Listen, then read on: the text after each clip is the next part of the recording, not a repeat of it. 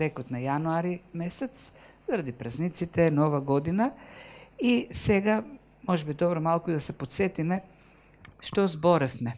Веќе овој текст, што веќе го слушнавме, е прилично тежок.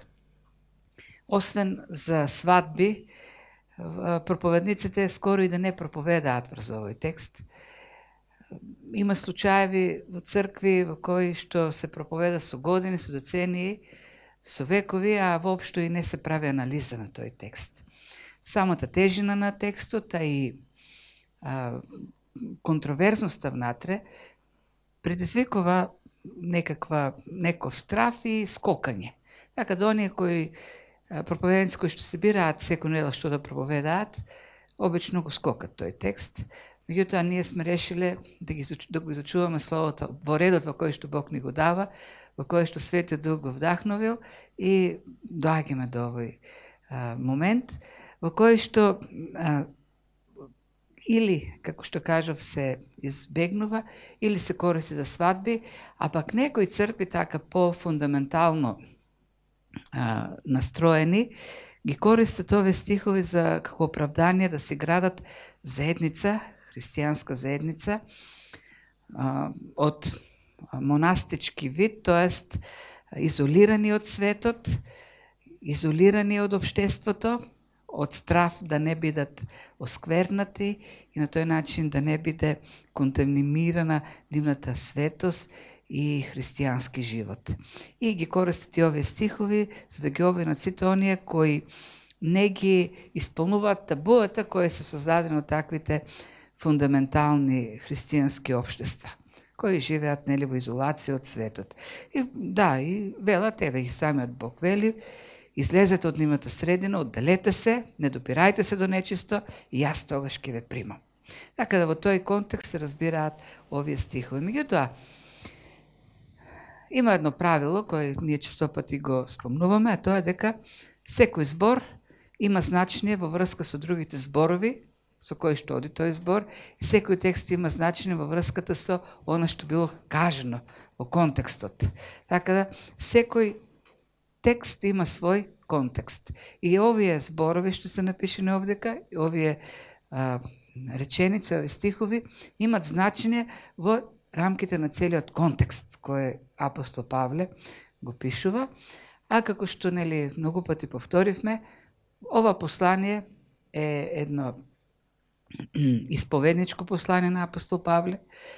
Тој, бранејќи ја својата служба, своето учење, својот интегритет, кој е нападнат од некои коринтени, ни објаснува што е неговата служба, тоест воопшто објаснува што е христијанска новозаветна служба. Така да ова послание представува една убава книга, еден убав прирачник за тоа што значи да се биде новозаветен верник и новозаветен служител.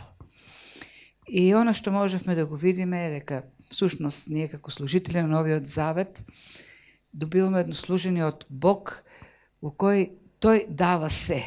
Тој го дава спасението, тој дава способноста, ние не можеме ништо сами од себе да правиме, од него и е плодот, и затоа и целата слава му припаѓа нему. Потоа видовме дека бидејќи се од него, еден ден ќе застанеме пред Христовиот суд за да дадеме сметка, една еволуација ќе биде направена на нашата христијанска служба, и тој страф од Господ не тера да се посветиме на служба, но повеќе, вели Павле, е љубовта што Христос се покажа кон нас. Љубовта на Христос не тера буквално да умираме за себе, оно како што Христос умре за нас, и ние да умираме за себе и да живееме за него, тоа е за оние за кои што тој умре. И во таа смисла ние сме помирители, оние кои го помируваат светот со Бог. Она како што Христос дојде овдека за да не помири нас со него, и откако веќе не помирил, и бидејќи веќе Христос кој е помирителот живее во нас, тоа менува нашата природа, нашата суштина, и ние од непријатели, од противници стануваме помирители, миротворци, оние кои го помируваат светот со Бог. И тоа е нашата суштина, тоа е нашиот живот. Ние живееме за да пренесуваме една порака. Пораката на мир. Ве молиме од Христова страна, како од Господ, помирете се со Бог. И тоа го правиме со љубов. Така да, ако го видиме целиот тој контекст кој е овдека представен, изобилува со топлина, изобилува со општење, заедништво со светот, заедништво од наша страна како амбасадори на Христос. Така да, контекстот не е изолација од светот. Напротив, контекстот е нашето новозаветно служење во кое ние учествуваме во овој свет како посланици на Бог, како амбасадори на Бог, како некои кои помируваат, ги доведуваат луѓето во врската со Бог. И потоа, по почетокот или првиот дел на 6 глава, видовме како Павле на што се изложува, поттикнат од љубовта Христова, на студ, на глад, на тепање, на затвор, на гонења, за да може да извршува таа мисија. И сега доаѓаме до овој текст. Така да, ова е контекстот на овој текст, што овдека е запишан. Нашата служба како миротворци, поттикнати од љубовта на Христос. Тој во својата љубов умра за нас за да не помири и го вложи, ни го даде тоа служење на помирување. Христос кој живе во нас како миротворецот, прави од нас миротворци. Меѓутоа, овдека сега во овие стихови можеме да видиме дека се имаат некои пречки кои може да застанат на патот на таа служба на помирување. Тесните срца на луѓето, тесноградоста или самодоволноста, овдека Павле вели, може да биде пречка, сериозна пречка, за да бидеме навистина служители на новиот завет. Да се затвориме во себе и да заборавиме на другите. Да се затвориме и така Божјата љубов кон нас буквално да удира во зид. И така почнува, нели, текстот, споредувајќи го своето срце со срцето на коринтијаните. Павле вели, вас е широко во нас во нашите срца, меѓутоа вам ви е тесно во вашите срца. Нашата уста е широко отворена за вас, а и срцето наше е широко. Што значи тоа? Павле постојано во ова послание кажува својата љубов, искажува својата љубов кон коринтијаните. Сака да им каже, да ги увери дека ги сака, ги љуби. И ова е еден од начините на кој го покажува тоа. Отворената уста, широкото срце е всушност израз на таа љубов. Отворената уста значи комуникација, значи споделување, значи општење. И во целото тоа послание Павле токму тоа го прави. Тој целосно се отвара пред коринтијаните. Буквално се отвара душата. И споделува што го боли, кои се неговите маки. Дури си ги кажува и слабостите си ги кажува и неуспесите. Целосно се разоткрива пред коринтијаните. А тоа разоткривање всушност е знак или показател за неговата доверба во нив, кој е резултат на љубовта. Таму каде што има љубов, таму има споделување.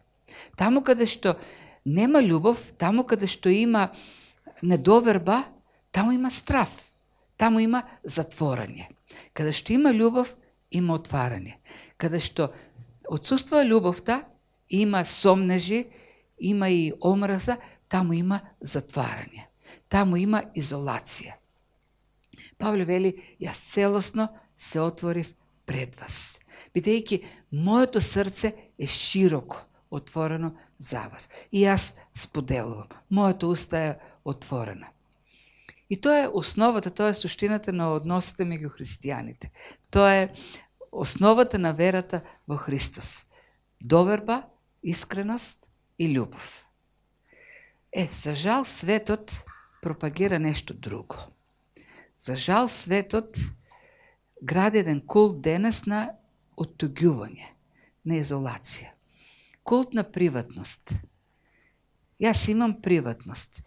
Во ред, Може би човек има потреба и сигурно има потреба од малку приватност. Меѓутоа, што значи таа приватност? На што се сведува? Приватноста се сведува на тоа никој не смее да дзирне натре во мене. Никој не смее да знае или не може да знае што има во мене. Се изолираме, се затвараме и градиме ѕидови, градиме затвори. Павле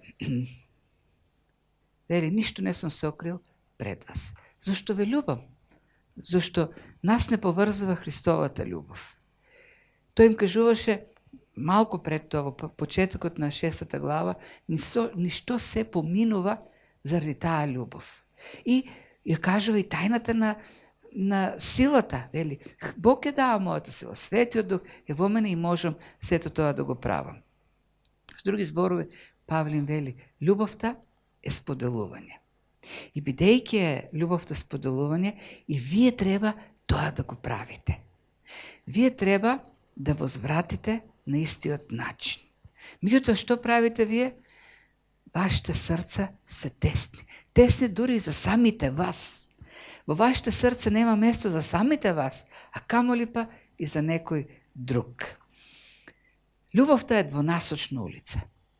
Љубовта вклучува реципроцитет. Инаку, таа нема ефект. Љубовта која е покажана, ако во срцето на оној кој кого се покажува таа љубов, таму не предизвика дејство на љубов, возврат на љубов, таа љубов таму останува празна, останува шупла, нема ефект. И тоа е проблемот што го истакнува овде кај апостол Павле. Јас се отворив, ја покажувам мојата љубов, меѓутоа, вашите срца остануваат тесни и таму нема место за мојата љубов.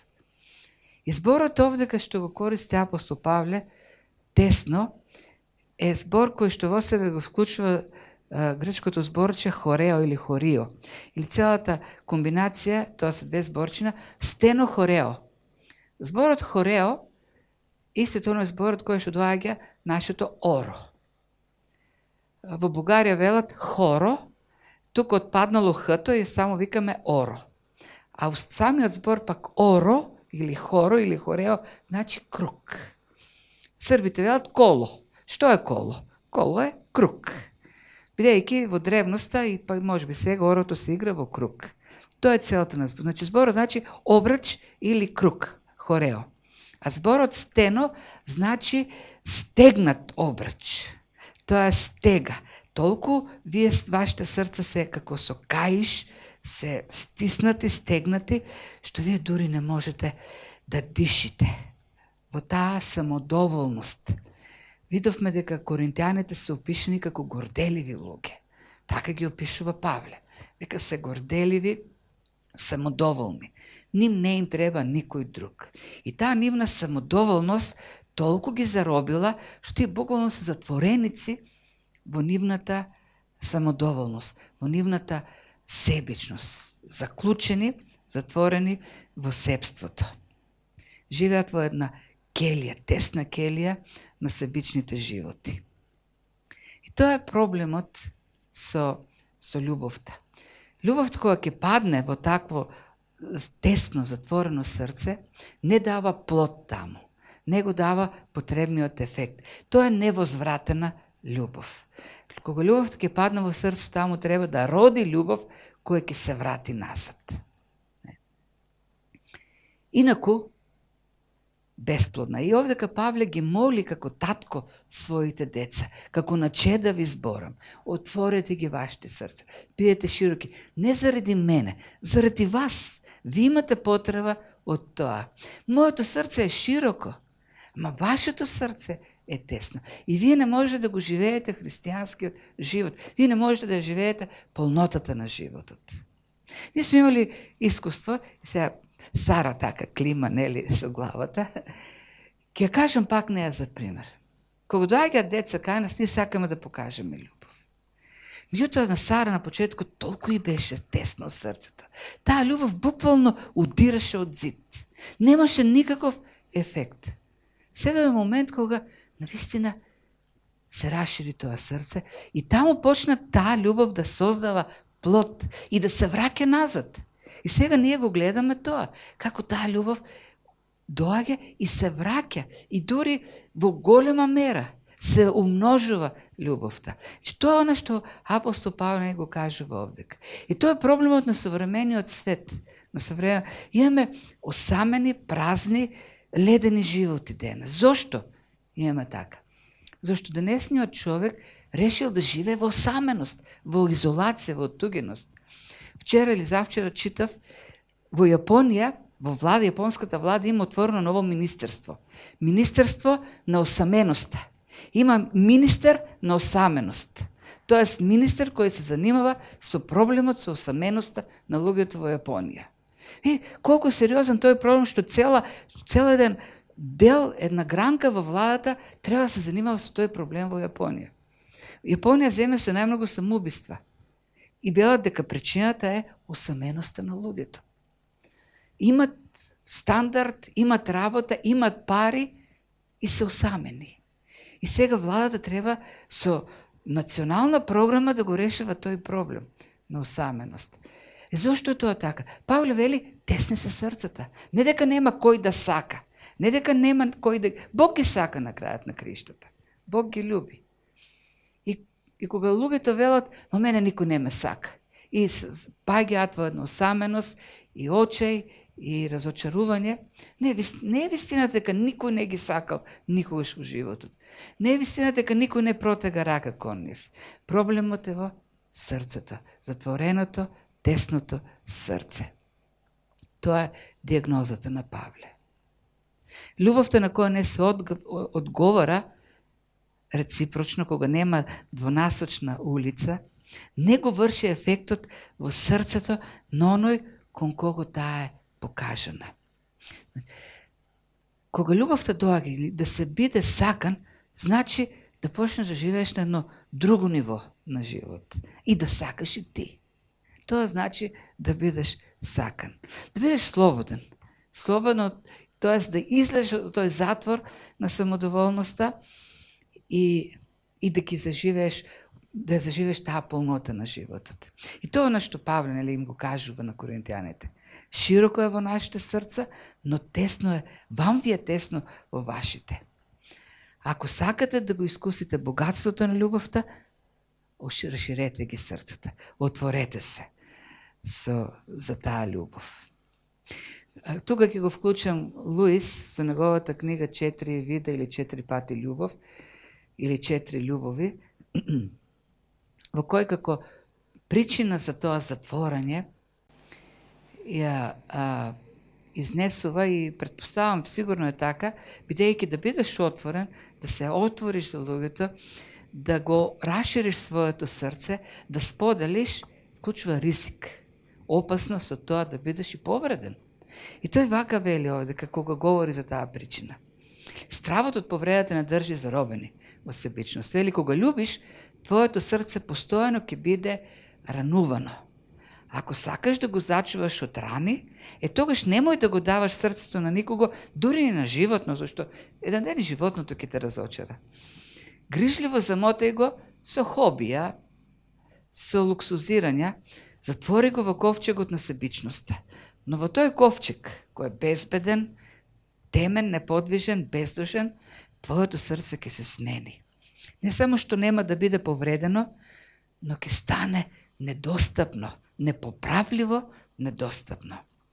Единственото место надвор од небото каде што можеш да бидеш совршено безбеден од сите опасности и ранливости на љубовта е пеколот.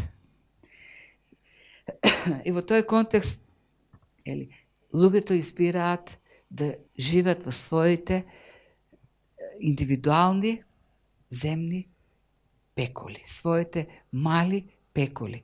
Зошто? Зошто така во таа затвореност тие се во некаква зона на безбедност. Безбедност од ранливоста, безбедност од повредите. Затворени во тие кели, мали кели на самодоволност, тие се безбедни, стравувајќи да излезат, зашто можеби не можеби, сигурно ќе бидат и ранети. Но проблемот е што не живеат вистински. И тоа е суштината и на црковната заедница. Една црковна заедница суштествува за да биде отворена, а не затворена. Да биде, како се вика тоа, респонзивна, да има реакции, да има одговори на реакциите. Да не биде ладна, туку да биде топла. И тогаш таа е жива и привлечна. И тоа е, дури и љубовта на Бог оди дотамо во мерата во кој што Бог ќе дозволи. Бог не љуби. И тој го покажа на различен начин. Тој го покажува тоа. Меѓутоа, во мерата во кој ние го отвараме срцето за таа љубов, во мерата во која возвраќаме на таа љубов, во таа мера и Божјата љубов стигнува до нас. Додека ние не одговориме на таа љубов со молитва, со читање на Библијата, со љубов кон Бог, таа нема да се умножува, нема да се репродуцира. Тука ќе останува некако нешто празно, ќе останува како еднострана љубов. Кој е најголемата? Првата и најголема заповед што Бог ни ја даде. Кога Христос го праша кој е првата и најголема заповед, што рече? Сакај го Бог со сето свое срце, ум, сила, душа, со се. И ближниот како себе си. Зошто? Зашто ако на таа љубов која Бог ја покажа кон нас, тој не ослободи од вина. Тој ни даде вредност. Тој не направи негови деца. Ако на тоа ние не одговориме со бескрајна љубов, со целосна љубов, тогаш неговата љубов нема место во нас. Кога ќе одговориме така, како што вели Бог, со сето срце, душа, сила, тело, тогаш таа љубов се повеќе и повеќе бива искусувана. И тоа е проблемот во овие стихови. Проблем на невозвратена љубов.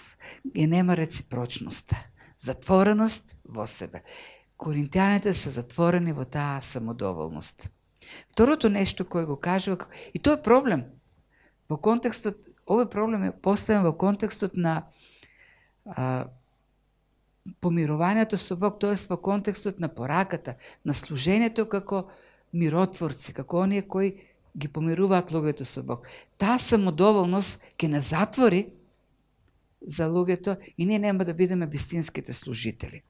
Второто нешто што го кажува во вториот дел на текстот е компромисите. Тоест, нашето компромитирање со неверни, тоест создавање на врски кои го нарушуваат нашето сведоштво, тоест не дозволуваат да го живееме животот и да ја вршиме службата што Бог ќе има за нас.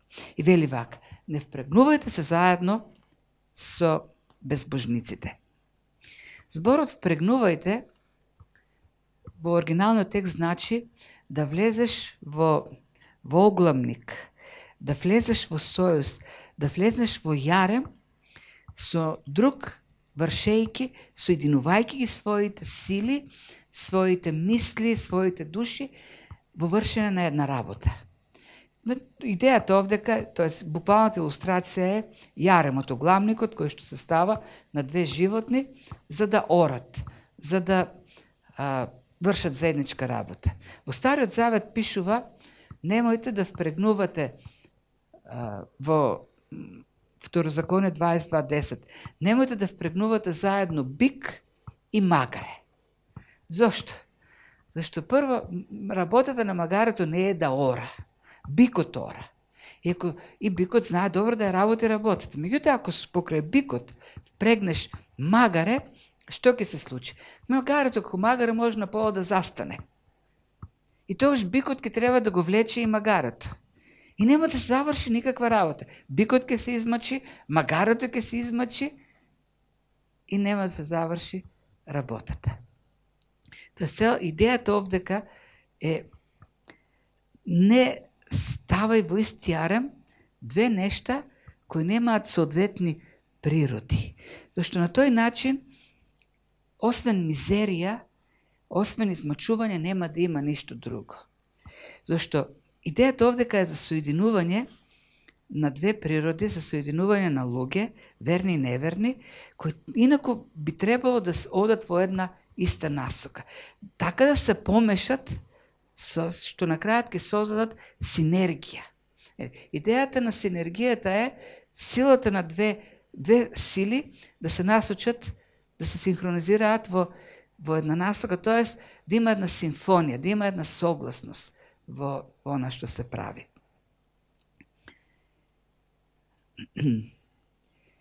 И овдека апостол Павле користи неколку примери за таа несоодветност, зашто е невозможно тоа соединување, тоа впрегнување заедно на безверници. Тоа е исто како да мешаш, да се обидуваш да смешаш вода и масло и зејтин. Колку и да ги мешаш, колку и да се обидуваш, на крајот пак ќе се издвои, маслото ќе отиде горе, водата ќе се остане долу. Едноставно не можеш да ги помешаш тие работи. Маслото си има своја специфичност, водата си има своја специфика. И не може од маслото и водата да се создаде нешто ново, кој што ќе ги вклучи и двете. Маслото ќе се остане масло, водата ќе се остане вода. Маслото си ја зачува својата суштина, водата си ја зачува својата суштина и никако не се помешуваат. Ниту водата може да прими нешто од маслото, ниту пак маслото може да прими нешто од водата. И овдека Павле користи неколку такви илустрации, вели какво заедништво постои меѓу правдата и беззаконието. Изборот овдека е коинонија. Тоест, создавање на партнерство во кој ќе се прават заеднички работи. Сега, како може партнерство да создаде правдата и беззаконието и да извршат заедничка работа? Не е можно. Не е можно правдата која сака, честност, искреност и неправдата која бара зло, да се сојузат и на крајот да имат една заедничка работа, заедничко дело. Невозможно е, едноставно невозможно. Праведниот се гневи на злото, а злиот го сака злото. И како ќе се усогласат? Или дава друг пример за светлината и темнината. Или што е заедничко меѓу светлината и темнината? Христијаните се светлина или во светлина, а безбожниците, беззакониците во темнина. И сега Павле вели, што заедничко може да имат? Бидејќи светлината во Библијата означува разбирање на нештата. Означува познавање на вистината. Светлината означува да знаеш што има околу тебе, да видиш јасно, да разбереш и да се движиш во јасна насока. Темнината значи лутање. Темнината значи заблуда. Човек кој е во темнина, не знае кај се наоѓа, тој може да се прави предпоставки, живее во слепило. И сега, да сојузиш некој кој знае јасно, гледа јасно, ја има реалноста и некој кој живее во заблуда. Како ќе се погодат? Како ќе се усогласат? Како можеш да живее некој кој што е во фантазија, во нереален свет и некој кој знае вистината? И тоа е формула за болка, формула за стрес, за страдање. Или продолжува понатоа какво согласие може да има меѓу Христос и велијар. Или меѓу верник и безверник. И се овдека Павле го користи зборот велијар, кој за евреите уствари е име за сатаната, меѓутоа специфично име за сатаната. Велијар уствари значи злиот, или оној што прави зло.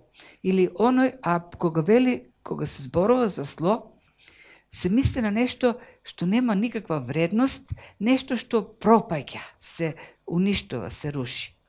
Христос е оној што го прави доброто, велијар е оној што го прави злото. И има тука конфликт.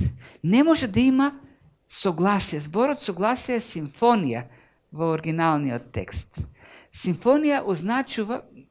Зборот симфонија означува исти гласови, синхронизирани гласови, синхронизирани дејства.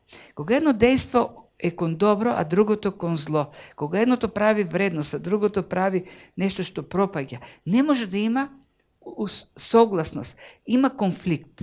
И тој конфликт, конфликтот меѓу вредноста и злото, конфликтот меѓу доброто и хаосот, уништувањето.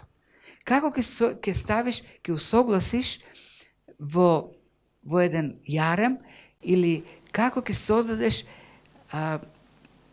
партнерство меѓу нешто што се стреми да прави добро и другото, и кој што па се стреми да уништува, да го уништува доброто.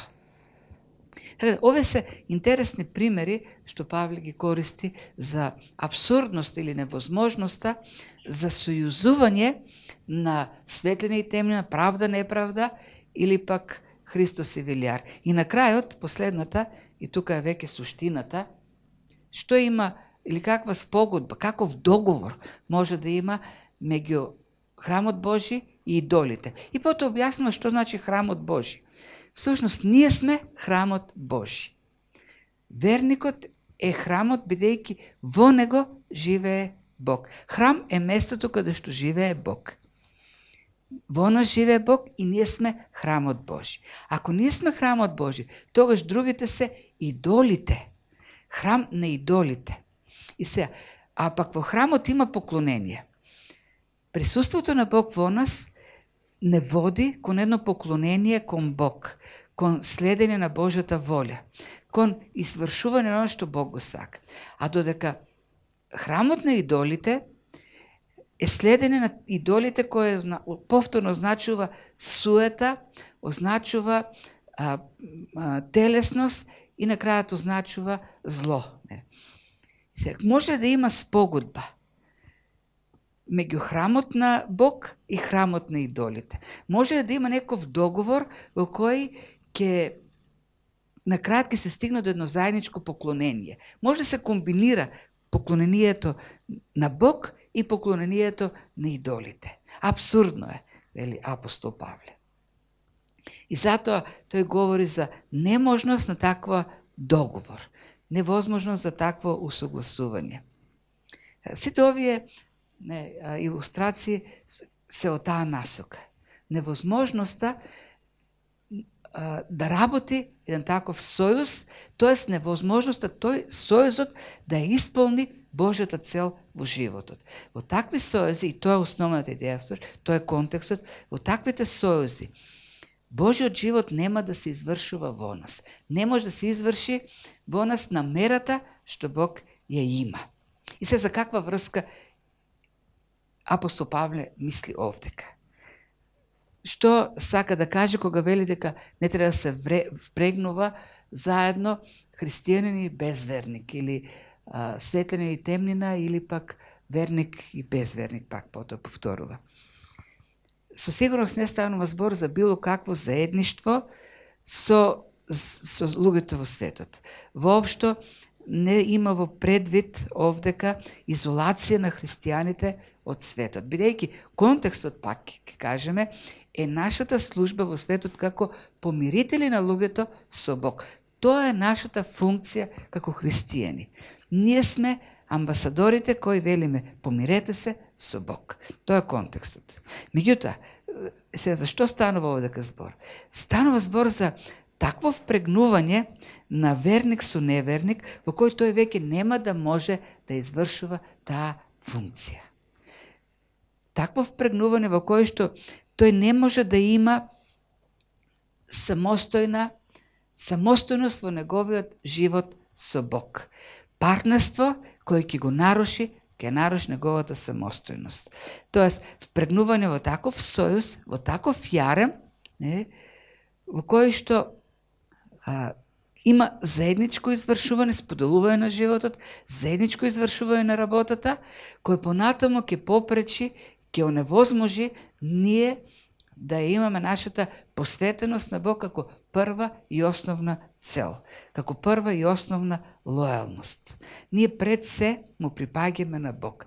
Меѓутоа може да се случи таков сојуз, таков впрегнување со неверник во кој ќе се разруши, ќе се оневозможи нашата фокусираност кон Бог и нашата служба кон Него. И, да, се разбира, бракот е едно од нештата на кое што мисли овдека Павле, но не единственото нешто. Не единственото нешто. Традиционално црквата овој стиг го толкува во контекст со бракот, бидејќи па и самата смисла на бракот е две души да се спојат и да се одат една душа. Меѓутоа не може темнината и светлината да се одат една душа. Не може оној што ја гледа реалноста, што го познава, ја познава вистината, оној што има објективен поглед на светот, да стане едно со оној што живее во илузија, живее во темнина, во слепило. Или оној што сака правда и се радува на правдата, да соедини живот и да живее и да стане едно со оној што го сака злото. Како правдата и злото на крајот ќе остварат една иста цел? Не може, не е можно. Не. Така тоа е една од идеите, меѓутоа не е само тоа. Станува збор за сите оние сојузи во кои на крајот оневозможуваат, ја блокираат самостојната активност во поглед на службата за Бог или посветеноста на Бог. Зашто јаремот, за кој што овдека Павле говори, принудува придржување, тоест усогласување со она што го прави другиот. Во јаремот ти не можеш самостојно да си одиш. Во јаремот ти си задолжен да се усогласуваш со другиот. Задолжен си да го следиш и другиот. Тоа значи јарем. Двајцата одат во една насока. Воспротивно, јарем нема одење. Воспротивно, ски има измачување, има една мизерија се добива, во која не се исполнува никаква цел. Во таа смисла, дури и пријателство може да значи јарем. Пријателство со човек кој е противник на Бог. Зашто во едно такво пријателство во кое што верникот не се чувства веќе слободен да го прави она што бара, Бог го бара од него, поради страф или поради некоја друга причина, веќе тој е во јарем, во огламник, воден од другиот. Така, тоа е идејата на апостол Павле. Внимавајте, вашата служба за Бог, вашата служба на помирители со Бог, да не биде прво блокирана од вашата самодоволност, но не дозволите и некој друг да ја блокира таа ваша служба, со тоа што ќе влезете во јарем, во таков јарем на неправда, јарем на темнина или јарем на идолопоклонство. Бог треба да биде на прво место. Ние сме неговиот храм и треба да бидеме слободни од секој јарем кој што ќе не ограничи, ќе не затвори буквално, за да можеме да бидеме такви. И гледате овдека пак доаѓа до истата таа поента што ја говоревме досега. Излезете од нивната средина и одделете се, вели Господ, не допирајте се до нечисто и јас ќе ве примам. Јас ќе ви бидам татко, а вие ќе ми бидете синови и керки, вели Господ Седржителот. Пак оној реципроцитет за љубовта. Јас сакам да ви бидам ваш татко, сакам да ми бидете деца. Јас сум ја покажал љубовта. Сега, за да можете таа љубов вие да ја примите, вие треба да излезете од јаремите. Јаремите кои ви пречат таа љубов да стигне до вас и самодоволноста која ги ограничува вашите срца, самодоволноста која станува еден јарем пак на срцето. Еден обрач кој го стега вашето срце. Љубовта може да биде искусена доколку е споделена. Бог ја покажува љубовта. Меѓутоа таа љубов може да биде блокирана или од самодоволноста, или од некој јарем во кој сме се впрегнале со луѓе кои не го сакаат Бог. Така да, љубовта на Бог не може да биде споделена доколку сме во јарем кој не држи во робство и не оддалечува од Бог. И последниот апел пак е во таа насока. И така, возлюбени, имајќи вакви ветувања, значи вакви ветувања од самиот Бог, дека тој сака да биде наш татко, а ние негови деца, да се очистиме од секоја нечистота на телото и на духот, исполнувајќи ја светоста во страв Божи. Да исполнуваме светоста. Што значи светоста? Светоста значи нашата отделеност за Бог. Светост е нешто што Бог ни го подарува. Бог е свет и таа светост тој ни ја дава нам. Со други зборови, тој не отделува да му припаѓаме нему. Јаремите, всушност, што прават? Оневозможуваат светост, тоест оневозможуваат наша припадност кон Бог. Бог не одделил од светот, за да бидеме неговиот храм. Јаремот не враќа во робство или во впрегнување со светот. Ние треба да бидеме впрегнати со Бог. Христос вели, земете го мојот јарем. Влезете во јарем со мене. И таму во тој јарем ние можеме да ја споделуваме Божјата љубов и споделувајќи Божјата љубов да споделуваме љубов со другите. Впрегнати во јарем со светот, ние стануваме роби на тој свет и оддалечени од таа Божја љубов. И не се однесуваме и не можеме да се однесуваме соодветно на она за што сме одредени од Бог и веќе не сме негов храм и негово живеалиште. Тоа е целата поента всушност на апостол Павле. Ние сме суштината на Божјиот однос со човекот е мир на човекот со Бог. Затоа умре Бог на крстот, за да има таков мир меѓу него и нас. Оно од што се интересира Бог најмногу за секој човек е каков е односот на тој човек со Бог. Тоа е суштината на Божјиот однос со човекот.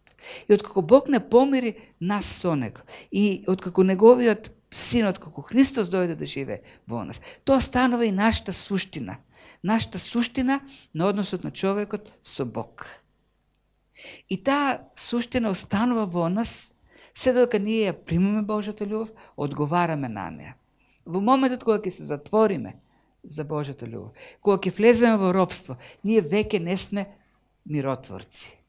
Ние стануваме противници на Бог. И не ја извршуваме веќе службата што ни е дадена како миротворци. Впрегнати тоест заробени во затворот на себичноста, ние не ја искусуваме Божјата љубов и не можеме да ги помируваме луѓето со Бог, и впрегнати во јаремот со беззаконието, исто така ние не можеме да искусиме Божјата љубов и не можеме да бидеме помирители на луѓето со Бог.